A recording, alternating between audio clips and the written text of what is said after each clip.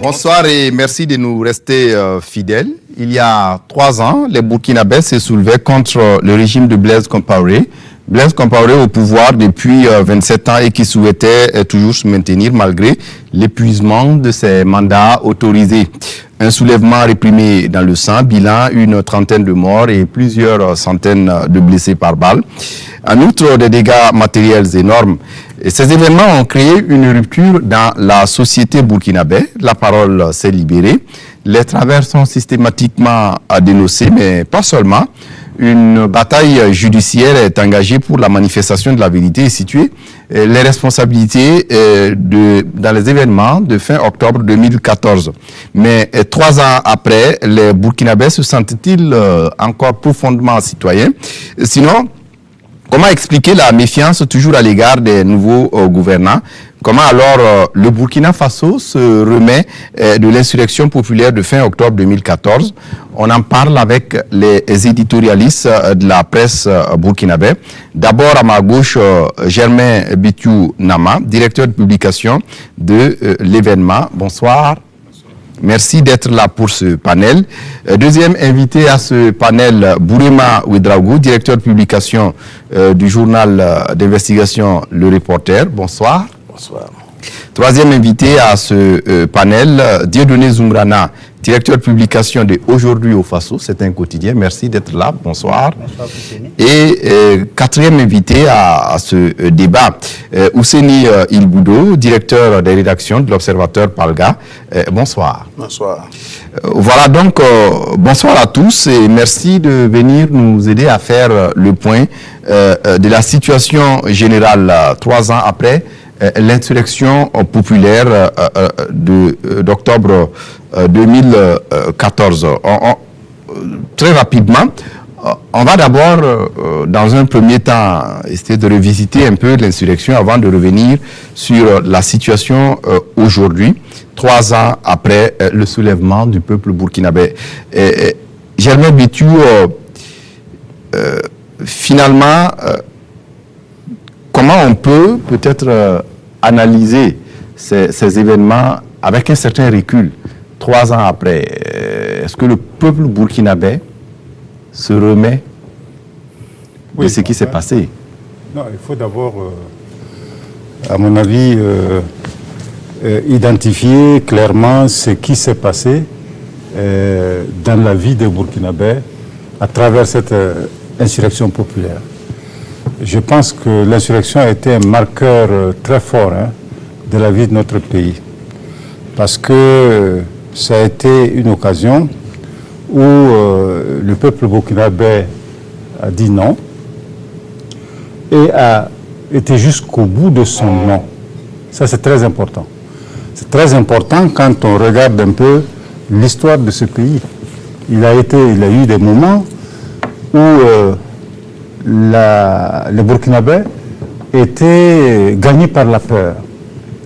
C'est vrai qu'il y avait des raisons de manifester, mais compte tenu de la situation, je vais parler par exemple de l'époque qui a précédé justement cette... d'abord dans les années 80, 85 et 90, c'était essentiellement marqué par une situation où la parole était la parole publique, le monopole de la parole publique était surtout détenu par les syndicats et les élites intellectuelles. Les partis politiques étaient plus ou moins effacés. Pourquoi? Parce que au niveau de la classe politique, je crois que le parti au pouvoir avait réussi à écraser l'opposition politique au point qu'à ce niveau-là, elle était devenue quasiment aphone.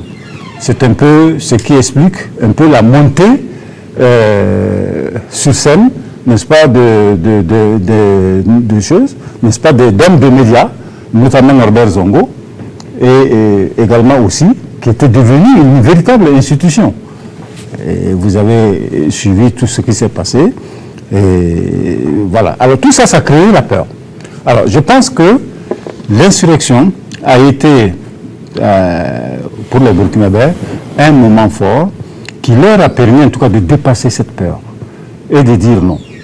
Ça a été un premier acquis. Le deuxième acquis, c'est la montée en puissance, de mon point de vue, de la société civile, qui est devenue un acteur majeur également aussi de la vie publique de notre pays. Pourquoi ? Parce qu'elle a été une composante essentielle de ceux qui ont mené victorieusement cette insurrection. Troisième élément, je pense que l'espace public aujourd'hui est occupé par des acteurs divers. Et que ce n'est plus l'élite intellectuelle qui occupe l'espace public. Il y a une diversité dans les composantes, n'est-ce pas, de la population de notre peuple qui monte au créneau au niveau de l'espace public, qui prend la parole, qui organise, du point de vue des idées, et également aussi qui essaie d'engager des actions dans l'espace public. Et ça, c'est un élément très important. C'est une dynamique, effectivement, qui est une dynamique de progrès. Évidemment, on peut voir les revers, on peut revenir sur les revers, mais c'est à mon avis, d'un point de vue subjectif, les trois éléments importants, les trois acquis importants de notre insurrection populaire.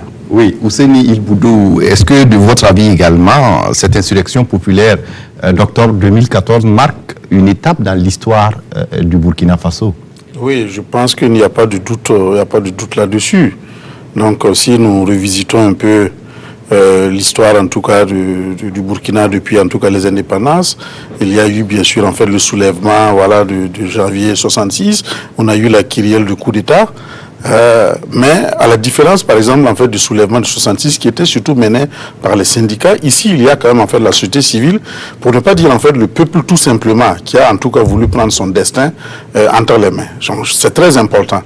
Ce qu'il faut également ajouter, je pense qu'il y avait, bien sûr, le problème fondamental de l'article 37, mais il y a, je pense, aussi une lame de fond social et économique causée par les 27 ans de règne, en fait, justement, de Blaise Compaoré, qui ont servi, en fait, justement, de ferment, en fait, à cette lutte-là. Donc, les conséquences, en fait, justement, on l'a vu. Mais 3 ans après, je me demande toujours comment est-ce que le pouvoir n'a pas vu venir le coup. Je ne réalise pas, parce qu'en fait, justement, il avait tous les éléments pour éviter ça. Tous autant que nous sommes ici, nous sommes les éditorialistes, il n'y a pas celui qui n'a pas, en fait, justement, mis le président Compaoré en garde, qu'il fonçait contre le mur, alors que lui-même, il prévenait, en tout cas, son homologue nigérien, en fait, justement, de ce danger. Il n'y a pas président Michel Kafando, président de la transition, parlait d'un entêtement bovin. Bon, je lui laisse la responsabilité de cette expression, mais effectivement, il y a vraiment, en fait, une sorte d'entêtement, comme s'il était gagné par ce qu'en fait, les psychologues appellent le syndrome d'hubris. C'est-à-dire vraiment cette volonté pathologique, en fait, justement, de rien, avec, bien sûr, le sens de la perte, en fait, des réalités. S'il n'a pas perdu le sens des réalités, je pense peut-être, en fait, qu'il aurait pu aspirer à une sortie beaucoup plus dure que cela. Mais l'histoire, en fait, on ne la refait pas. Voilà. Les choses se sont passées comme elles se sont passées, même si là, également, le 30, quand le peuple, en fait, justement, est sorti, peu de gens osaient parier sur la rapidité avec laquelle, en fait, vraiment, les choses, en fait, se sont très passées. Parce qu'en 48 heures, l'affaire était pliée, emballée, et puis voilà, on est passé, en fait, à autre chose.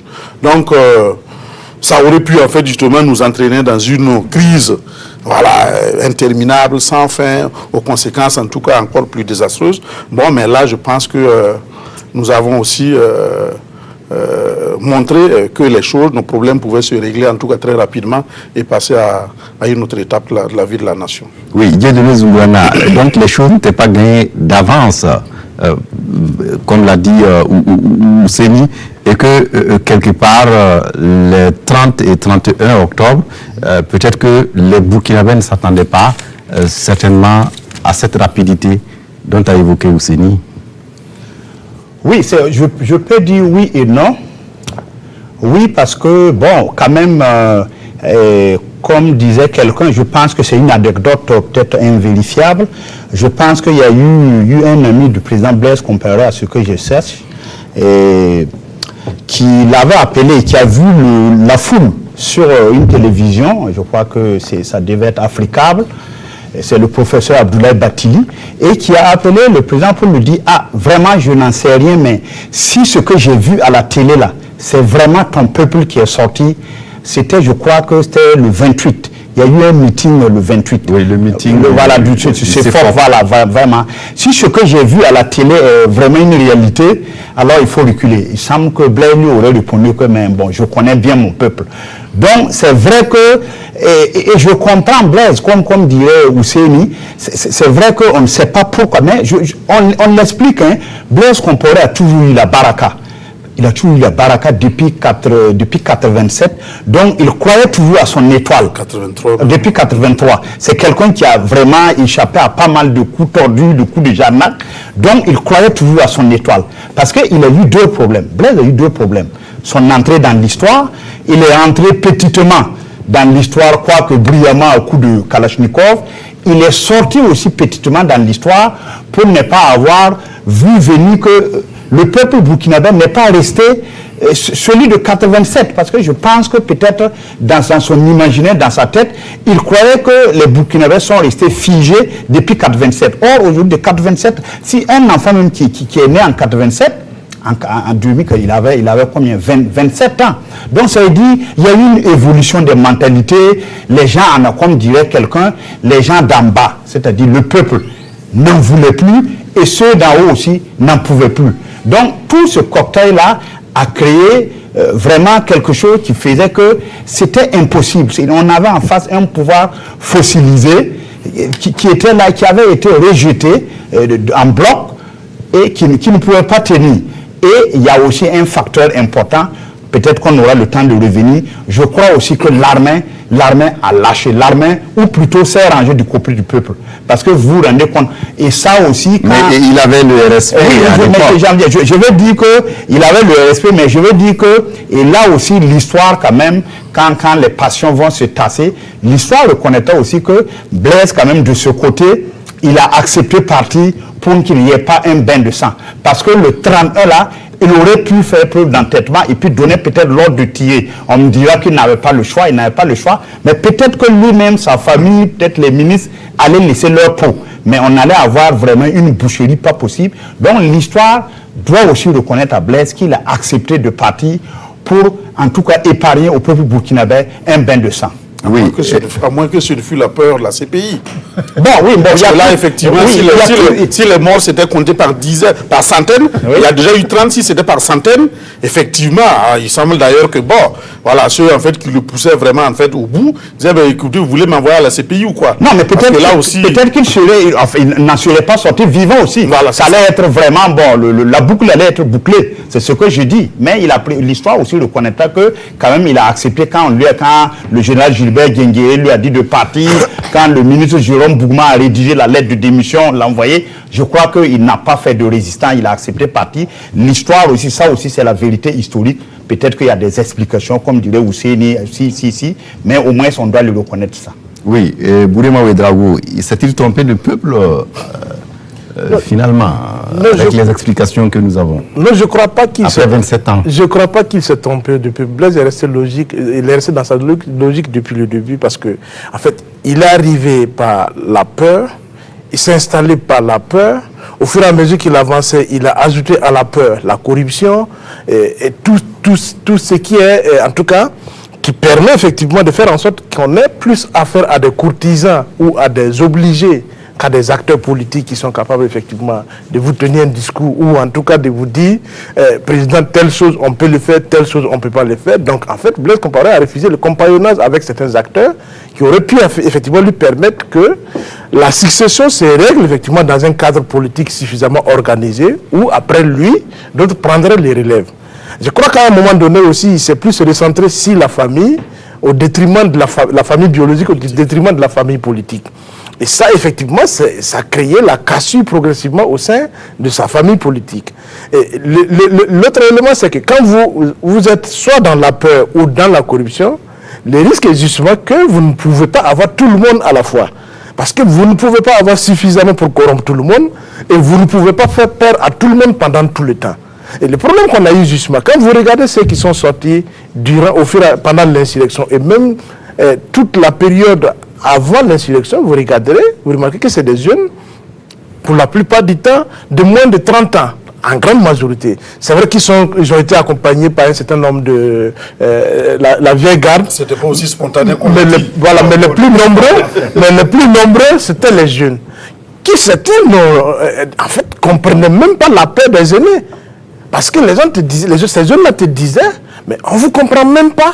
Pourquoi ce gars-là, il est là depuis 27 ans? Non, le trouver, vous le laissez, il est toujours assis. Pourquoi vous avez peur de lui? Parce que justement, ces jeunes-là n'ont pas vécu les périodes de braise. Ils n'ont pas connu la période, effectivement.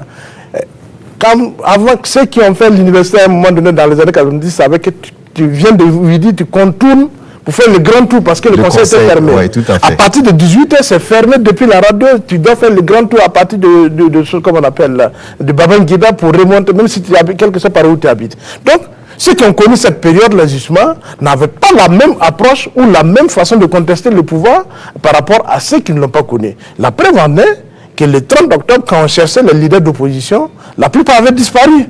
Parce qu'eux, au moins, ils connaissent la réalité, ils connaissent l'homme, ils savent de quoi il est capable. Donc, ils ont tous disparu. Certains ont fermé leur téléphone, ils étaient injoignables. Mais les jeunes ont tenu mordicus, ils sont restés dans la rue le 30, dans la nuit jusqu'au 31. Pour dire que, juste pour rappeler que, en fait, quand on a regardé venir les choses, en fait, quand vous regardez depuis la première manifestation organisée par les CFAP en juin 2013, ensuite en juillet, et à partir de janvier 2014, quand il y a eu la grande première, après avec l'arrivée en renfort justement des missionnaires du CDP qui n'a pas encore créé le MPP, mais déjà le 18 janvier, quand vous voyez le monde, vous comprendrez effectivement que progressivement, c'était en train de prendre. Ensuite, on est arrivé, il y a un meeting en août encore où on l'a fait à la Padoie, délocalisé, pour montrer aux populations de périphérie que le peuple est en train de se mobiliser. Et à l'époque, le chef de file de l'opposition disait qu'il se rapprochait de Kossiam. Exactement. Donc, et quand c'est venu la grande manifestation, le grand meeting, la grande marche meeting du 28 octobre, tous ceux qui étaient dans la rue, qui ont vu ce monde, ont dit, à moins d'être fou, on n'affronte pas ce monde. Parce que tu ne peux pas tenir, quelles que soient les forces que tu vas mettre dehors. Et justement, le 30, quand les jeunes sont sortis, on a vu que même les forces de défense et de sécurité, effectivement, c'est comme s'il y avait quelque chose de préparé dès la veille pour laisser tomber et pour contribuer effectivement à ce que les manifestants puissent atteindre l'Assemblée, ou en tout cas pour les mettre face à face avec les RSP. Parce que on a vu disparaître la gendarmerie, la police. Oui, il y avait d'abord... Et qu'il y avait que les gens se sont trouvés nez à nez avec le RSP. Et toutes les images vous montrent aujourd'hui les RSP qui étaient obligés de battre en retrait. Voilà, depuis la Sonapost, jusqu'à revenant, voilà, et là, effectivement, ça veut dire qu'il y a quelque part une organisation qui a rejoint la foule sans qu'on dise effectivement qu'il y a quelque chose de préparé. Donc l'un dans l'autre, effectivement, Blaise s'est retrouvé dans une position où, en dehors de son dernier carré d'obligés ou de fidèles, tout le monde avait pratiquement compris que c'était fini et que ça ne valait plus la peine de prendre les risques pour lui. Parce qu'auquel cas, effectivement, tu réponds à sa place. Imaginez que le 30 novembre, effectivement, la police ou la gendarmerie ait essayé de résister. C'était, comme l'a dit mon voisin Ousseni, c'était des dizaines, peut-être même des centaines de morts qu'on allait ramasser dans la rue. Donc, du coup, à ce niveau, les gens n'ont pas voulu effectivement accompagner Blaise jusqu'au bout de son entêtement. En tout cas, du côté des forces de défense et de sécurité, ils ont préféré effectivement laisser faire les choses, quitte à ce que les RSP fassent les restes. Oui, et pour conclure sur cette partie, Germain Bitiou Nama, est-ce qu'on peut dire qu'il y a eu un facteur déclencheur ou peut-être qu'est-ce qui a pu peut-être bien faire réussir cette insurrection? Parce qu'on s'est rendu compte que l'opposition en son temps avait des marches, meetings, les politiques, ainsi de suite. Mais on s'est rendu compte qu'ils étaient toujours restés dans la légalité. On n'était pas allé au-delà. Oui, mais ça, c'était de l'apparence. Hein. Tout le travail de fond qui est fait, le souterrain qui est fait pour soutenir justement ces jeunes pendant tout ce moment, n'est-ce pas, de guerre, de harcèlement. Des députés. Voilà, des députés, harcèlement des forces de l'ordre. Chaque nuit, sur toutes les rues principales, les pneus qu'on brûlait. Enfin, il faut soutenir ces jeunes. Il faut soutenir ces jeunes, il faut les encourager. C'était pas spontané. C'est pas si spontané que ça. Oui. Je crois que la véritable histoire de l'insurrection, voilà. Bon. Alors donc, je pense que c'est ça, effectivement. Mais je crois qu'il a parlé des jeunes. Hein. Moi, je dis que les jeunes n'avaient rien à perdre dans cette affaire. Ils n'avaient rien à perdre. C'est-à-dire que nous autres, on avait quand même un petit biscuit qu'on pouvait protéger. On avait un petit salaire. Au moins, on peut entretenir nos familles. Mais eux, ils n'ont rien. Ils n'ont absolument rien. Et l'avenir est sombre. Alors donc, mais c'est un va-tout. Ils jouaient leur va-tout, en quelque sorte. Mais si vous avez vu la manière dont ils ont... Moi, j'ai une anecdote, là. Moi, j'ai rencontré, le 23 août, un acteur important de la société civile qui m'a dit, grand frère, si on ne réussit pas ce coup-là, si ce monsieur-là ne part pas, c'est fini, moi je vous abandonne, je quitte le pays. Nous allons jeter toutes nos forces dans cette bataille et il faut qu'il s'en aille, depuis le 23 août. Vous voyez. C'est pour vous dire la détermination avec laquelle on ne voulait plus de ce monsieur. Les jeunes étaient vraiment décidés à le faire partir. Donc je crois que il y a eu quand même cette maturation. Le facteur subjectif était suffisamment avancé, en quelque sorte. C'est ça qui a permis à ce qui est arrivé, d'arriver véritablement.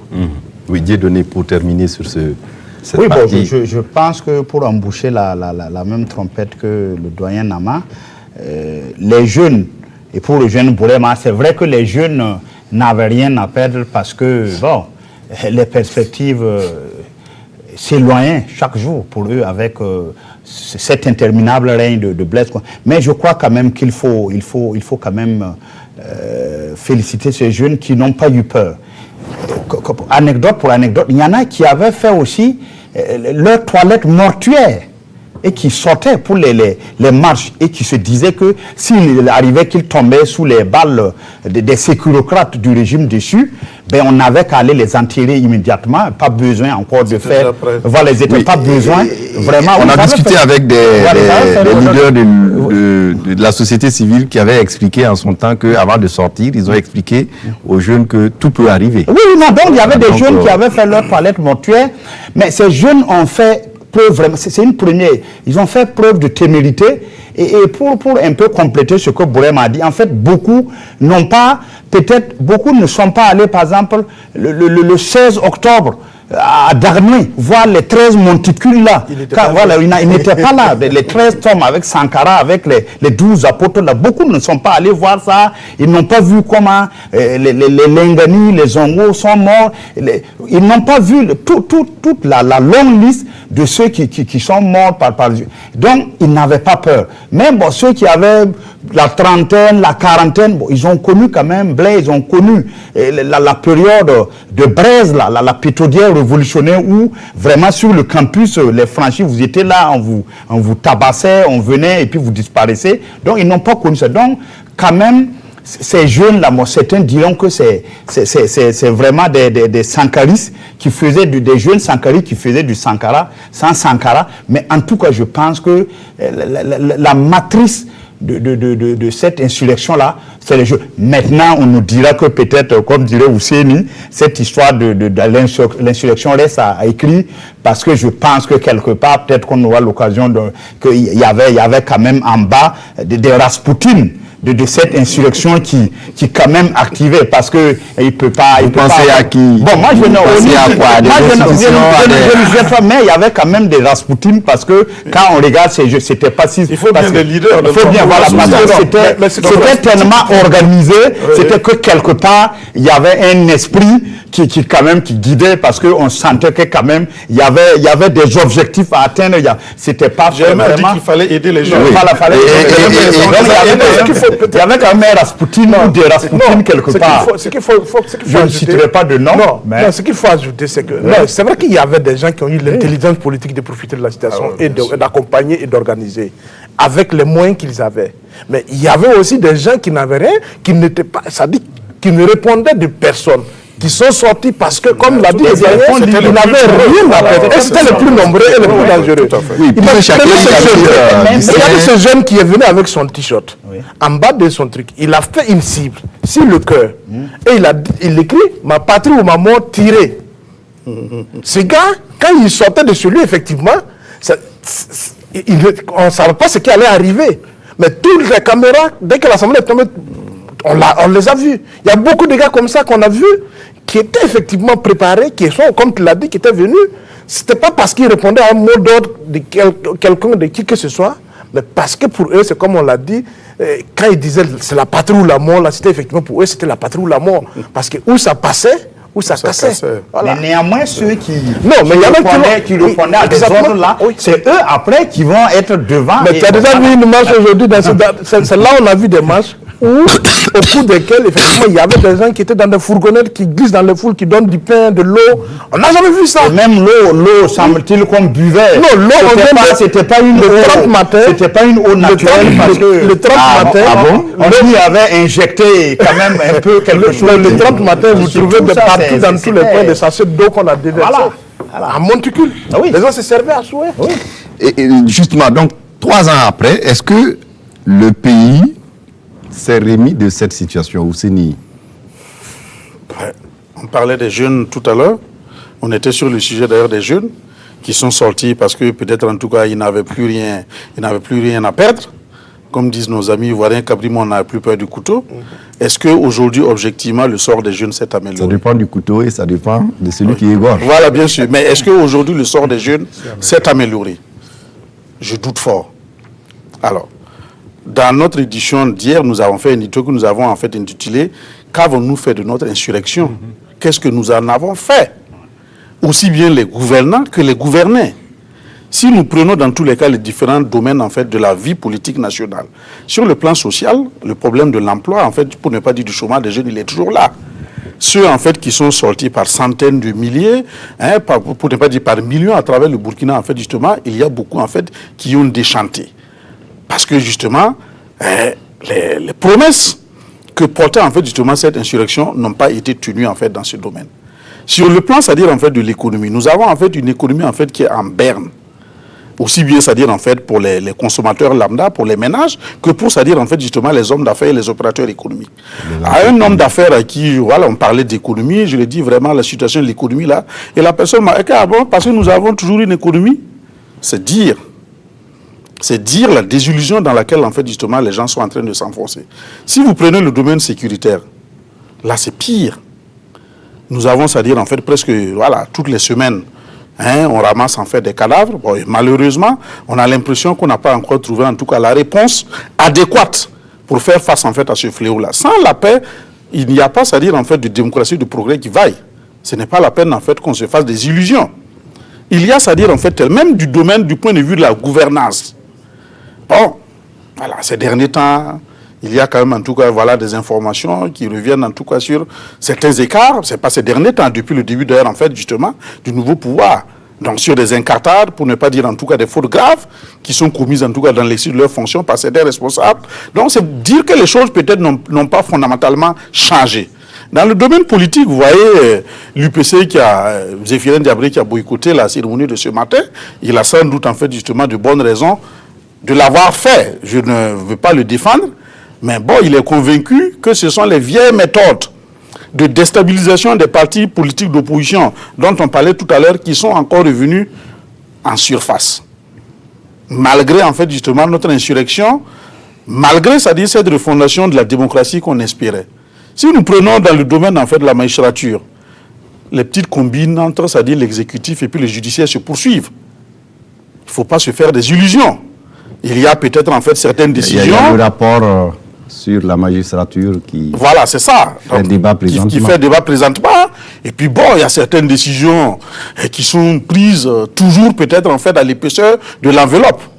On ruse en fait justement avec le droit, alors que quand même en fait justement le corps de la magistrature c'est l'un des corps qui a quand même en fait justement le plus profité en fait de la situation actuelle, parce que leur situation a été sérieusement revalorisée. Donc, la première décision du pouvoir c'était ça.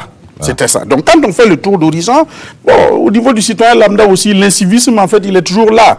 Ce n'est pas parce qu'on a fait l'insurrection qu'on doit vouloir quand même en fait gouverner à la place de ceux que nous avons en fait justement choisis, voilà, pour nous diriger. Donc l'incivisme, il est toujours là. On a l'impression qu'il y a eu une espèce d'insurrection permanente.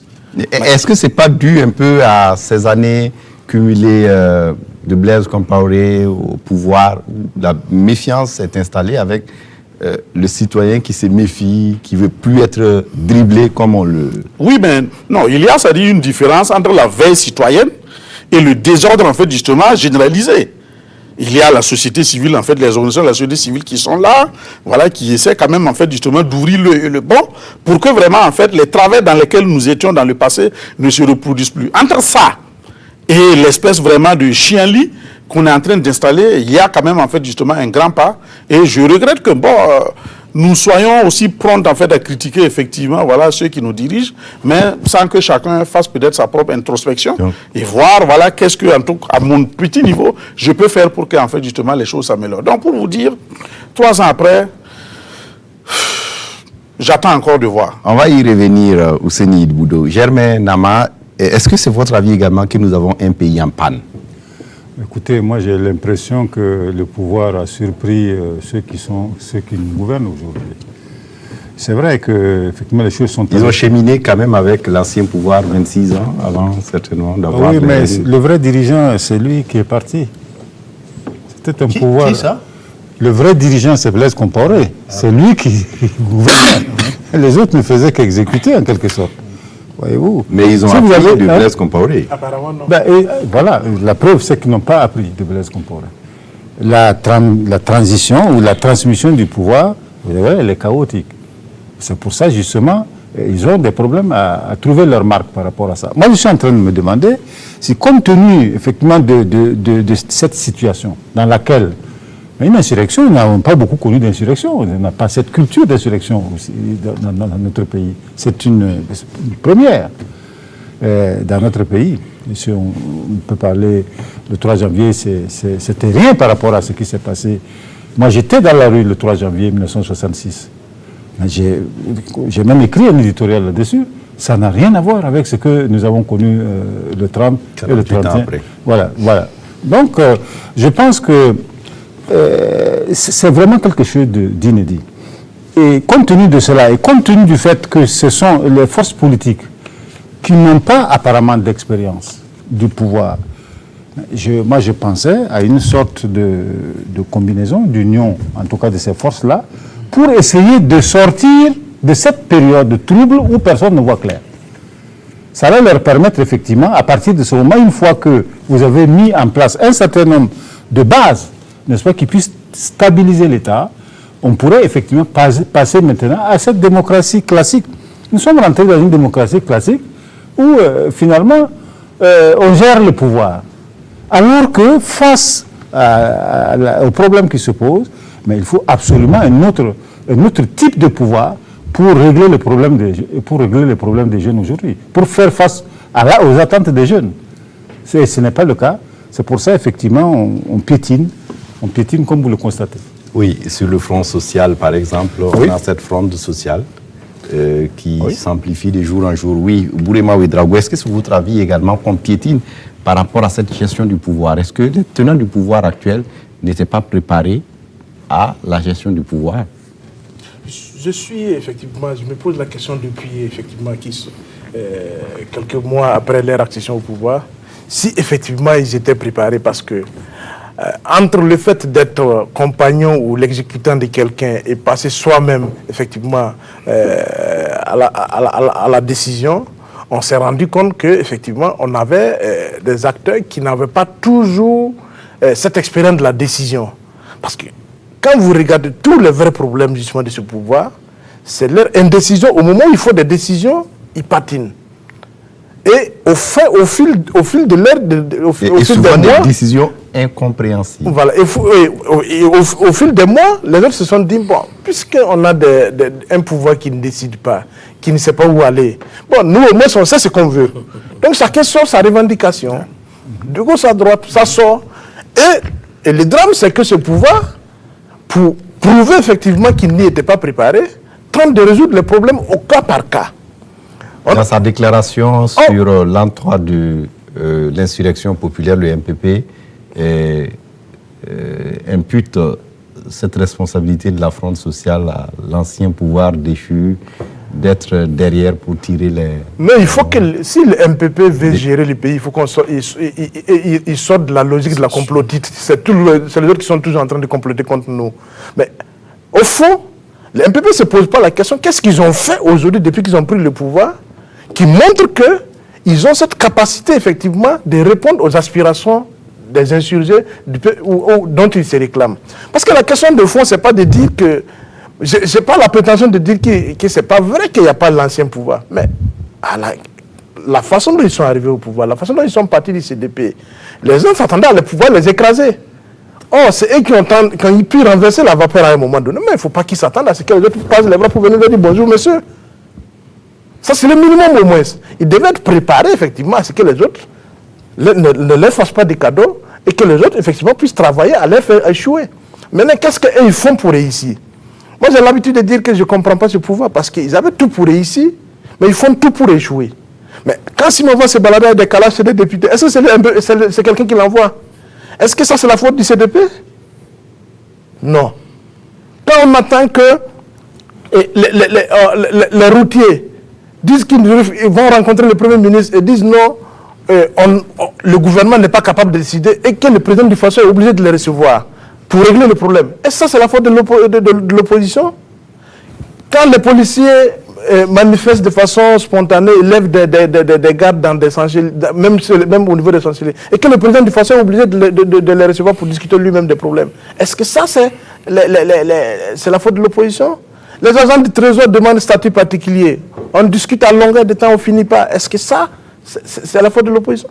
Quand on prend le pouvoir dans un contexte post-insurrection, avec de fortes attentes, il y a quand même nécessité d'avoir un projet politique global pour proposer des choses à toutes les catégories d'acteurs. Quand on essaie de négocier au cas par cas avec les acteurs, ils ne pourront pas s'en sortir parce que demain, quand tout le monde va gagner, nous aussi on n'est pas nombreux, mais nous journalistes, on va commencer par dire, comme tout le monde gagne, nous aussi il faut qu'on ait notre part. C'est cette tendance justement à faire en sorte que les autres se sentent lésés par rapport à la façon dont on gère le quotidien, ou on gouverne le pays, qui va amener les MPP justement à... Donc vous avez ce sentiment qu'il y a une gestion de surplace? Oui, on fait du surplace, on prend les choses au quotidien, c'est comme si on n'a pas de vision. Aujourd'hui, moi je prends l'exemple du gouvernement. Quand un gouvernement, avec à sa tête le Premier ministre, n'est pas capable de solutionner des problèmes de revendication, et qu'il faut aller jusqu'au chef de l'État, on doit pouvoir en tirer toutes les leçons quand même, et puis de dire qu'il nous faut un gouvernement qui amortit le choc avant que ça n'arrive jusqu'au plus haut niveau. Sinon, le président lui-même, il n'est pas, comment on appelle, il n'est pas très en sécurité, parce que si tout doit remonter en lui, bon, je ne sais pas quel temps il aura effectivement pour réfléchir à des questions beaucoup plus globales s'il faut résoudre des problèmes de policiers ou de routiers. Dieudonné Zoungrana, ce pouvoir manque de vision. Oui, effectivement, paradoxalement, justement, c'est parce que les citoyens ont cru que, bon, le long compagnonnage des démissionnaires du CDP avec Blaise était un atout que, justement, bon, je pense que quelque part, ça a pesé dans la balance électorale. Et les gens se disaient, bon, ils sont quand même préparés pour quand même exercer le magistère suprême, en tout cas pour gérer le pays. Mais paradoxalement, effectivement, bon, on constate que bon, il y a une sorte d'inertie. Et moi, je rebondis effectivement sur le gouvernement. Il y a eu d'abord un retard d'allumage. Vous avez vu qu'on a vraiment pédalé dans la choucroute avant que ce gouvernement-là ne vienne. Vraiment, on a tiré en longueur. Bon, les gens se disaient c'est normal, mais bizarrement, contre toute attente, le gouvernement est là. Je peux vous assurer qu'aujourd'hui, sur les 26 ministres, il n'y a pas plus de 4 ou 5, je ne dis pas que l'activisme à la télé, c'est ça qui fait qu'on dit qu'un ministre travaille, mais il y a des ministères vraiment où, finalement, nous-mêmes les journalistes, on les connaît. Moi, je ne les connais pas. Franchement, je ne les connais pas. C'est dire que, vraiment, et on a aussi un Premier ministre aujourd'hui, je pense que il est vraiment, comme on dit, les militaires disent qu'il a, il y a une expression là, il a atteint sa limite de capacité, et je pense que le Premier ministre aujourd'hui là, vraiment, et c'est un Premier ministre, je pense, nous en avons été témoins quand, par exemple, la CEP, nous avons rencontré le Premier ministre. C'est un Premier ministre qui n'est même plus respecté par ses ministres. Ce jour-là, il y a eu un incident dont nous avons tous été témoins, Bourema est là, quand le Premier ministre a dit « Réglez-moi ce problème de la dette de la presse, je ne veux plus en entendre parler », on a la ministre déléguée du budget qui a répondu du tic au tac à Excellence, on ne peut pas. Bon, je me dis, c'était indécent et illégal. Elle aurait pu attendre, mais pas quand même devant, on était quand même une trentaine, et répondre comme ça du tic au tac à son patron. Je pense, et on peut citer à l'envi des exemples comme ça où on sent que, et c'est un Premier ministre qui ne convainc pas. Quand on l'écoute, bon, je ne veux pas trahir un secret, mais souvent même les PTF, nous allons nous bavarder avec eux, certains même vous demandent qu'est-ce que vous pensez du Premier ministre en tant que journaliste. Mais qu'est-ce que nous en pensons? Je dis je n'en pense rien, mais finalement vous dites que vraiment eux-mêmes ils ne le convainquent pas. Quand on arrive à ce stade, bon, il y a un problème, et je pense que l'une des faiblesses justement de ce pouvoir-là, c'est que je pense qu'on a mis un gouvernement qui ne sied pas à cette période post-insurrection-là. Il aurait fallu mettre des gens quand même qui allaient, connaissant le caractère du président qui est un peu introverti, qui n'est pas... Il fallait quand même un Premier ministre qui allait être vraiment... Un Premier ministre est par essence infusible. Si le mercure sociopolitique... Oui, puisque certains observateurs estiment que le Premier ministre il n'est pas politique, et donc souvent c'est difficile pour lui, et il aurait fallu peut-être... Moi, personnellement, je pense qu'un ministre, un Premier ministre, par essence, c'est un poste politique. Qu'on dise qu'il est technocrate, il n'était pas le seul à la BCA ou bien au FMI. Donc pour vous, il y a eu erreur de casting. Un ministre est toujours politique. Je pense qu'il est venu, il a fait ce qu'il a pu, mais je pense qu'il y a vraiment, on a patiné. Voilà, et aujourd'hui, les gens, si vous entendez la vox populi, souvent écoutez les rabbis, ceux qui sont un peu au bord de la route, la vox populi là. C'est vrai que souvent vous croyez que, mais ils vous sortent de ces vérités-là, et vous êtes étonnés, malgré qu'ils ne sont pas allés à l'école.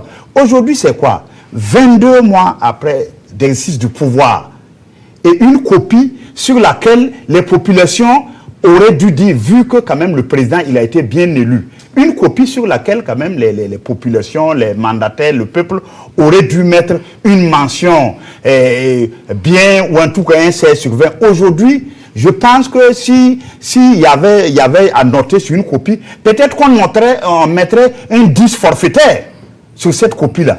Donc, c'est pour dire qu'aujourd'hui, vraiment, je pense que le problème là, il faut un signal fort. Et je pense que le gouvernement aujourd'hui n'arrive plus... Vous voulez suggérer au président Roch Kaboré un remaniement? Non, moi je ne peux rien suggérer. Moi, je ne suis qu'un petit gratte-papier, mais je suis quand même un analyste politique. On fait le constat que le gouvernement ne marche pas. Voilà, on fait un constat. Et quand ça ne marche pas? Voilà, et quand ça ne marche pas, je pense que quand même, il faut, à partir d'un certain moment, il faut quand même faire un signal fort et puis, bon, et donner ne serait-ce que l'illusion du changement. Germain Bitiou. Je suis d'accord avec lui, mais il ne faut pas être trop sévère aussi envers le Premier ministre, parce qu'on ne connaît pas ses difficultés.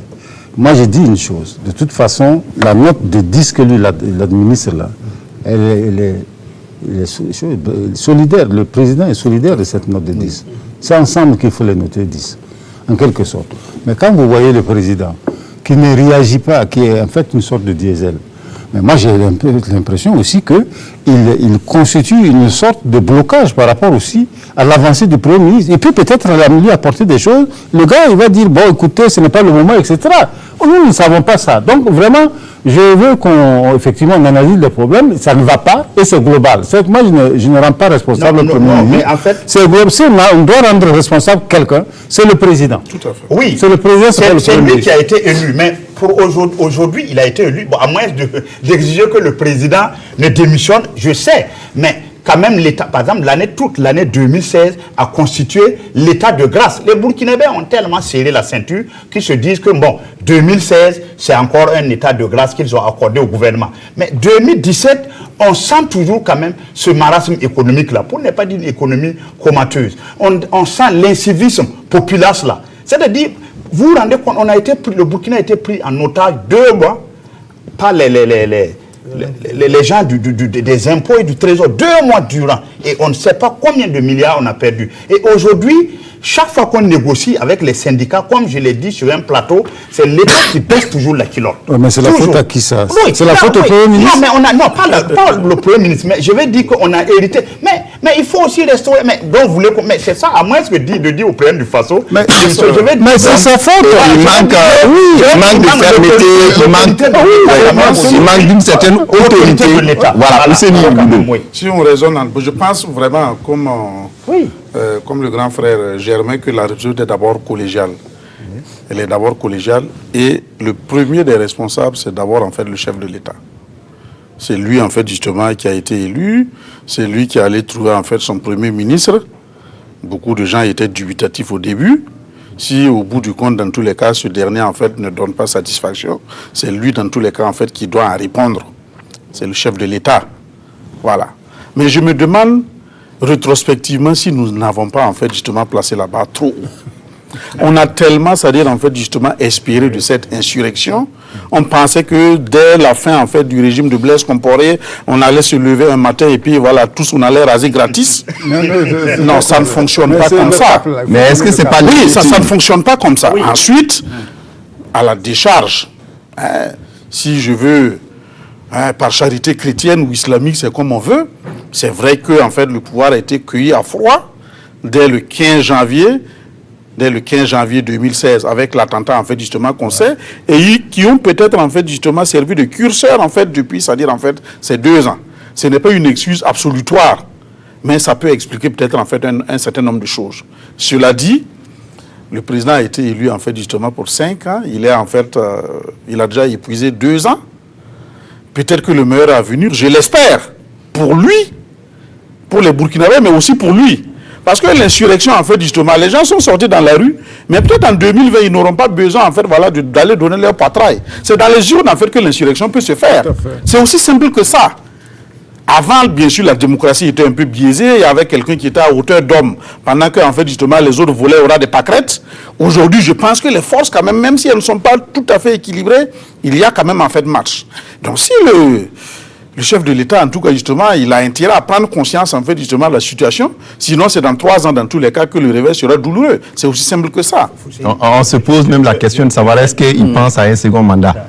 Je crois qu'il a... En tout cas, à son premier anniversaire, il pensait à un second mandat parce que quand il a été interviewé par sur vos antennes, il a même dit d'ailleurs que s'il voulait un deuxième mandat, il va falloir qu'il mouille le maillot.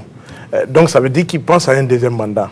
Maintenant, je ne sais plus si 22 mois après, il pense toujours au deuxième mandat. J'ai l'impression qu'il a fini par y renoncer parce qu'au regard de ce qu'on voit comme acte, il a encore loin. Voilà. C'est encore loin. Je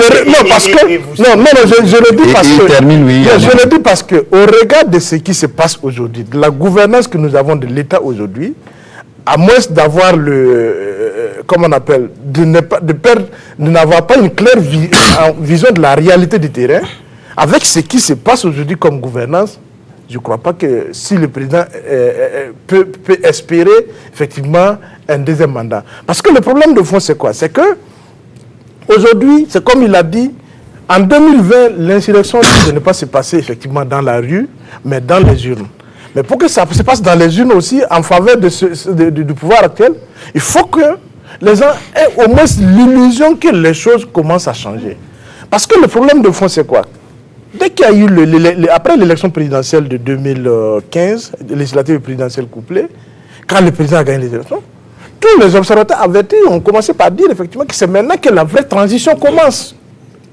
Que ce qu'on a vécu, c'était qu'une étape pour permettre de remettre les institutions en marche, pour qu'il y ait une véritable transition vers effectivement l'instauration de l'état de droit.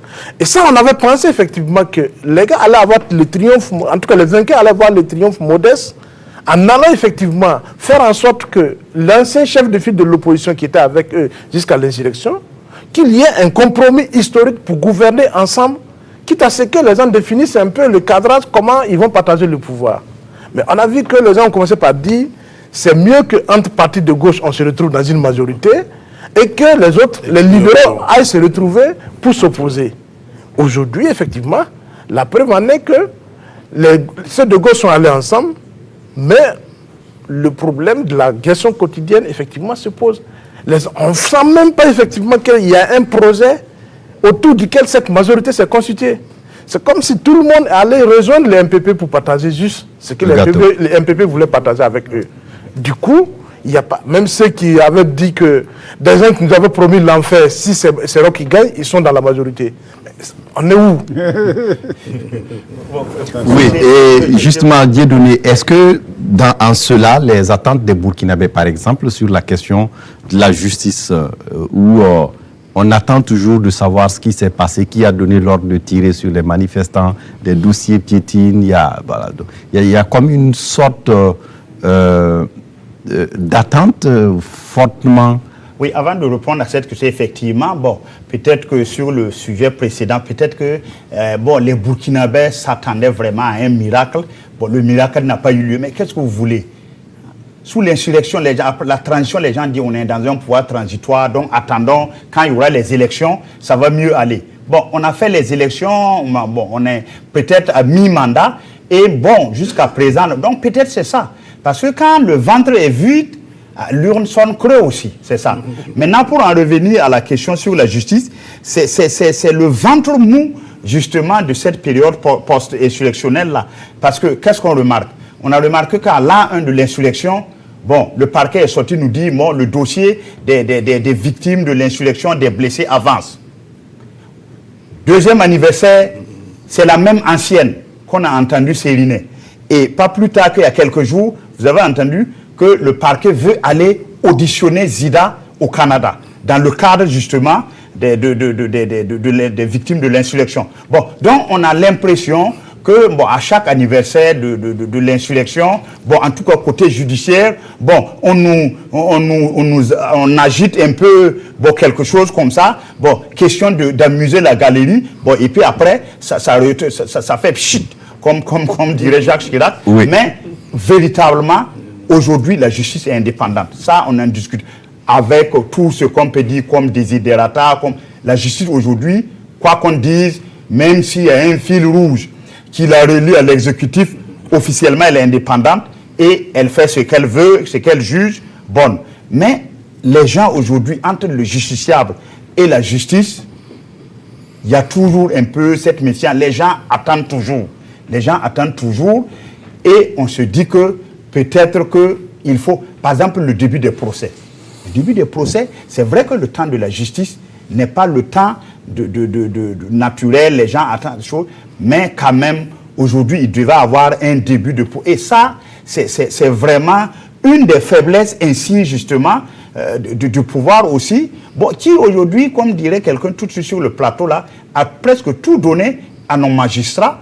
Donc, le peuple est en droit d'attendre aussi que quand même les dossiers avancent, même si on dit que souvent c'est le dossier qui conduit le juge et non le contraire. Oui, Ousseini Ilboudou, est-ce qu'on peut désespérer avec certaines victimes de l'insurrection qu'à chaque jour, à mesure qu'on avance, on s'éloigne de cette perspective de la manifestation de la vérité? Non, mais j'espère que non. Mais il a raison. Sur un plan, on a l'impression en fait qu'il y a en fait de la communication événementielle. Ce sont des effets d'annonce. On sert quelque chose, on jette ça en pâture, en fait, voilà, aux journalistes, en fait, et puis au bon public qui pense que les choses avancent, alors qu'en réalité, dans les faits, rien ne va. Dans ce problème, en fait, de l'insurrection, nous avons, en fait, justement, on a deux dossiers, en fait, parallèles. Il y a un dossier au tribunal de grande naissance, en fait, justement, de choses de Ouagadougou, c'est ce dont Dieudonné parlait, où effectivement, Maïza Serema a dit oui, il y a 17 inculpés, etc., etc. Et bon, on va aller employer, en fait, Yacouba Isaac Zira pour qu'ils viennent, en fait, ou alors, on va aller l'écouter. Ils vont aller l'écouter là-bas. Ok, soit. Oui. L'essentiel est que ça se fasse, mais j'attends de voir. De l'autre côté, il y a le problème, en fait, devant la haute cour de justice. On a commencé, il y a eu, en fait, renvoi sur renvoi, jusqu'à ce que Entre-temps, le problème même, en fait, de l'inconstitutionnalité de la loi portant, en fait, justement, haute cour de justice, en fait, soit posée. Parce qu'il n'y a pas, en fait, le deuxième degré de juridiction qui s'est posé. Donc, finalement, ça a été relu au niveau, en fait, de choses, au niveau de l'Assemblée nationale. Les six nouveaux titulaires et leurs suppléants viennent, en tout cas, justement, voilà, d'être élus par l'Assemblée. Donc, c'est après tout ça, en fait, justement, que ça va reprendre. Mais vous verrez, quand ça va reprendre, il y aura encore quelque chose qui va peut-être repousser, en fait, au Kalan burkinabé, cette histoire-là. Je pense, je ne veux pas désespérer totalement, mais ceux qui sont sortis, qui ont donné leur poitrail quand même, en fait, justement, au bal, ont quand même droit à un minimum, en fait, de justice. Leurs ayants droit sont là, eux-mêmes, dans tous les cas, je pense. On doit savoir, en fait, ce qui s'est passé. Mais cela, sans pour autant, c'est-à-dire, en fait, justement, bâcler la justice. Il a raison de le dire.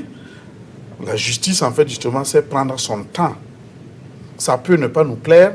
Mais là aussi, je pense que c'est peut-être une des leçons de l'insurrection que chacun devrait gagner à intérioriser. Parce qu'aujourd'hui, avant, on disait, oui, c'est Blaise, en fait, qui tenait, en fait, la justice en laisse. Aujourd'hui, c'est le petit peuple, en fait, justement, qui veut que la justice aille dans le sens, en fait, qu'il veut. L'insurrection, ça n'a pas été fait pour ça. Qu'il y ait des travers au niveau de la magistrature, ça, j'en conviens. Mais ce n'est pas, en fait, à la société civile de dicter, mais en fait, tu sais, ce que ce petit peuple n'arrive pas à comprendre, peut-être je vais me faire le porte-voix de ce petit peuple, c'est que souvent ces procédures sont engluées dans les exceptions.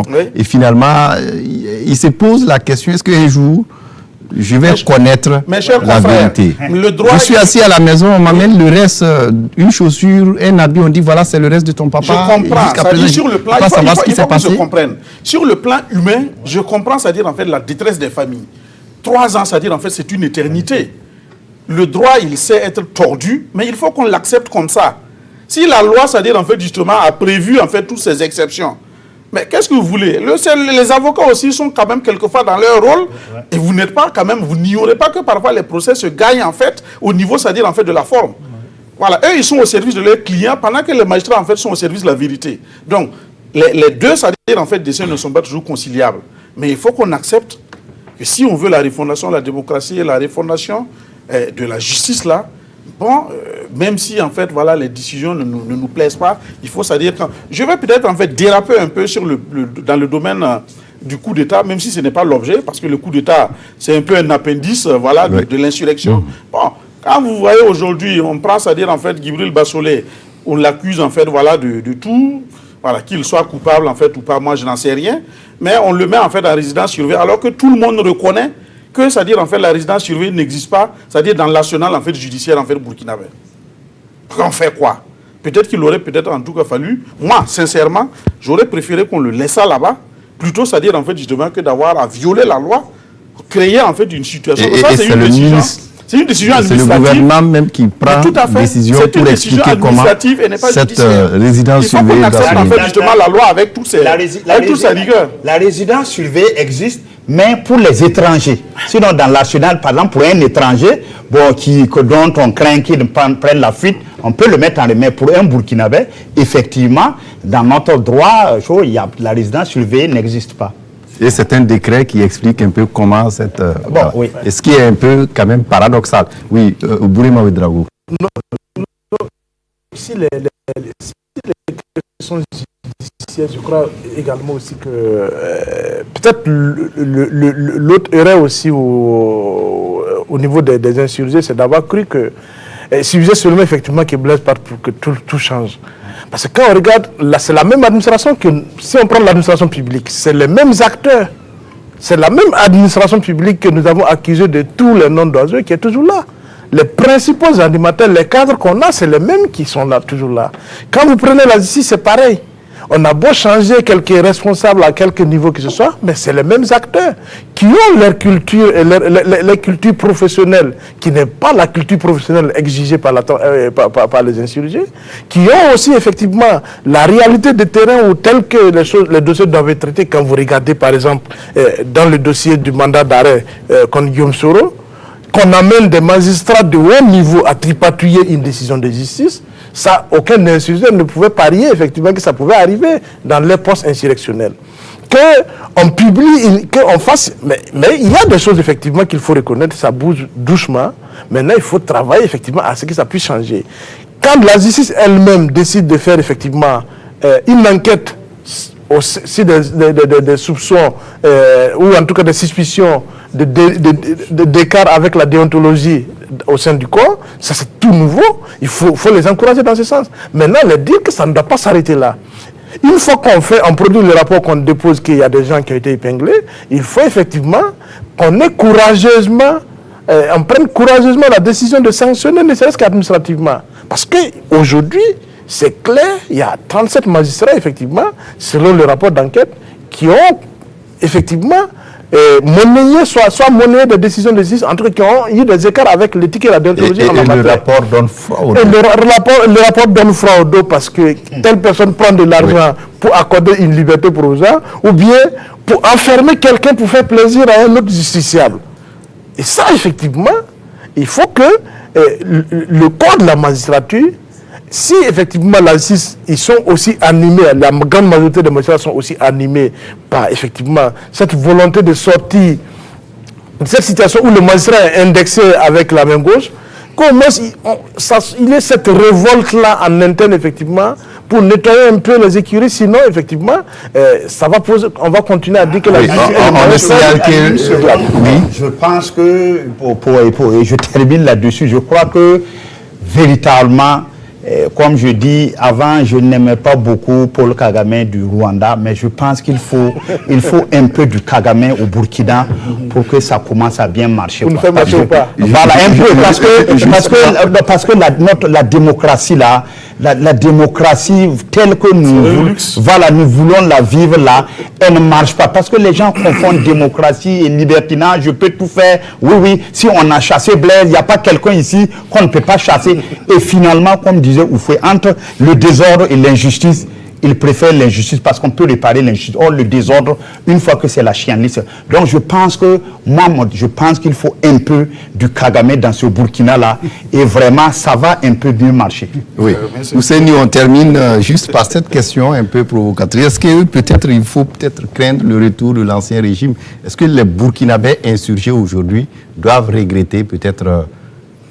Je pense qu'ils n'ont pas à regretter quoi que ce soit. Donc Blaise, en fait, justement, il est parti pour n'avoir pas, c'est-à-dire, en fait, justement, compris le sens de l'histoire. Nous n'avons pas, en fait, justement, à regretter. Personnellement, je ne regrette rien. Pas une seule virgule dans tous les cas de ce que j'ai écrit sur le sujet. Je pense, il y a, c'est-à-dire, en fait, justement, des correctifs qu'on peut faire. Nous avons fait un peu, voilà, une petite radioscopie, elle n'est même pas, c'est-à-dire, en fait, complète. Il y a des choses, en fait, qu'on peut corriger. Donc ça peut se faire en fait justement dans le moyen, dans le court et le moyen terme, mais ce n'est pas une raison en fait justement pour, comme disait quelqu'un, il va créer en fait justement un parti politique, pourquoi il va appeler Blaise Kafissa? Il dit Blaise, il faut revenir. Non, ce n'est pas en fait justement la solution. Ça, Blaise, il fait partie en fait de l'histoire politique du Burkina. Voilà, c'est fini, c'est fini. Il faut, c'est-à-dire en fait justement, voilà, travailler à consolider en fait justement les acquis en fait de cette insurrection-là pour que, voilà, nous n'ayons pas à regretter totalement. Voilà, merci à tous les quatre d'être venus pour ce panel. Je rappelle que nous étions avec Germain Betiounama, directeur de publication du journal d'investigation L'Événement, avec Bourima Ouedraogo, directeur de publication du journal d'investigation Le Reporter, également avec Ousseini Ilboudo, directeur des rédactions de l'Observateur Parga, et Dieudonné Zungrana, directeur de publication de Aujourd'hui au Faso. Merci à tous les quatre d'être venus pour ce débat. Merci à vous également pour l'attention portée à cette émission et à très bientôt pour d'autres sujets. Au revoir.